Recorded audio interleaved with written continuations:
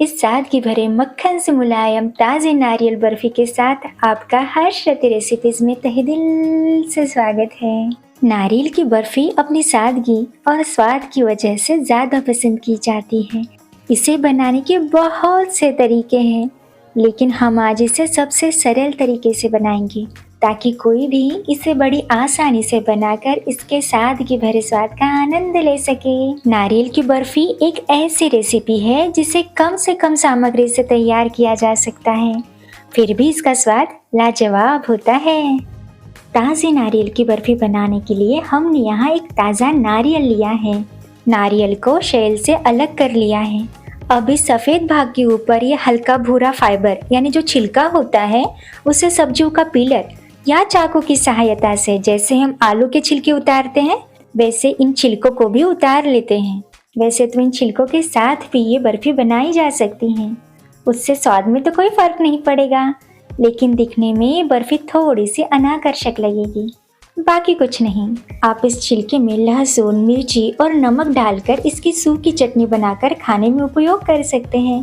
वो कच्ची चटनी भी बहुत स्वादिष्ट लगती है। छिलके उतारने के बाद आप चाहे तो इस नारियल को धो भी सकते हैं और ना धोना चाहे तो साफ कपड़े से पोंछ भी सकते हैं। अब इस नारियल के छोटे छोटे टुकड़े काट लेते हैं।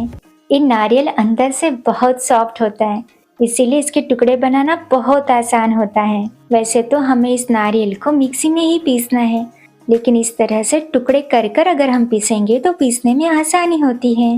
वैसे तो नारियल को बारीक कद्दूकस भी किया जा सकता है, लेकिन कद्दूकस करने से भी दरदरा पीसना ज़्यादा आसान होता है। अब हमने इस पूरे नारियल को काट कर इसके टुकड़े बना लिए हैं। अब इसे नाप लेंगे। वैसे तो दूसरी तरह से बनाते वक्त इसे कद्दूकस करने के बाद भी नाप सकते हैं, लेकिन ये तरीका उससे भी ज़्यादा आसान और सटीक है। ये 3 कप नारियल के टुकड़े हैं। इसे अब दरदरा पीस लेंगे। अब इसे मिक्सी में बिल्कुल थोड़ा थोड़ा चलाते चलाते ही पीसना है, वरना इसकी पेस्ट बन जाएगी। अब हमने इसे पीस लिया है। आप देख पा रहे हैं ये बिल्कुल दरदरा पीसा हुआ है। अब इसमें चीनी डाल लेंगे। जितनी मात्रा में नारियल के टुकड़े होंगे उससे आधी मात्रा में चीनी लेनी है। इसके लिए चीनी की यही मात्रा होनी चाहिए, क्योंकि ताज़ा नारियल भी तो मीठा होता है। फिर भी आप मीठा ज़्यादा पसंद करें तो चीनी की मात्रा थोड़ी सी बढ़ा सकते हैं, लेकिन ये मात्रा बिल्कुल सही है। अब इसी कप से इसमें 1 कप दूध डालेंगे और इसे एक बार मिक्सी में चला लेंगे।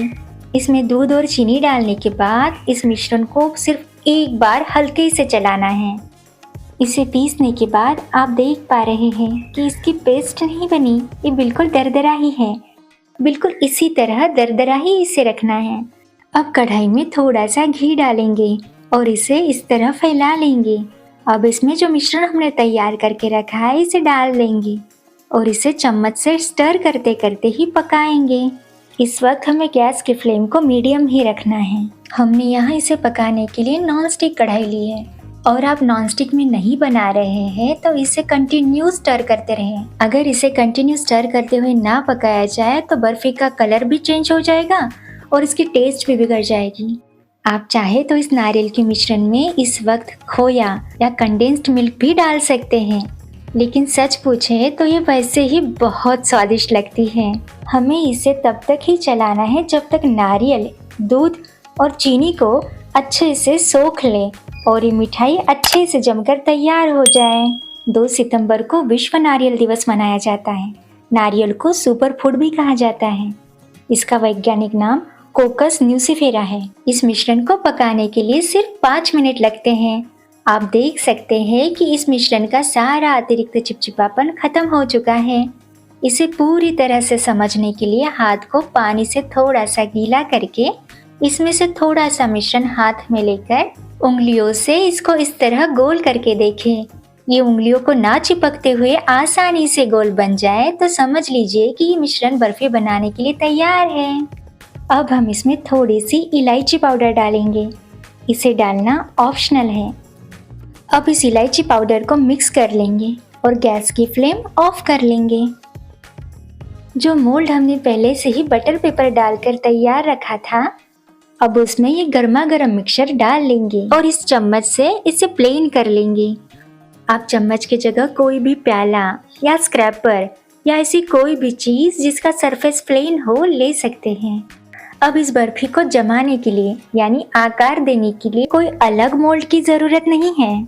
वैसे तो आप किसी थाली में भी घी लगाकर इस बर्फी को आकार दे सकते हैं, लेकिन गोल आकार वाले बर्तन में जमाने से आखिरी में बचे टुकड़ों को ठीक से आकार नहीं मिल पाता।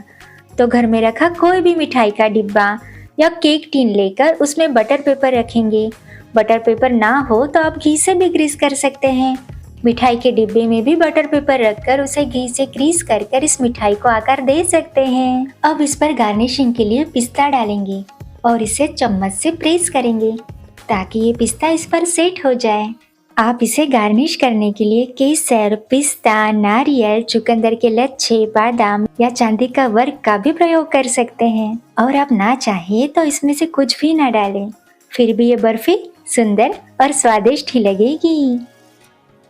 इस मिश्रण को थोड़ा सा 15 मिनट के लिए सेट होने दें और इसे मन चाहे आकार में कट कर लें।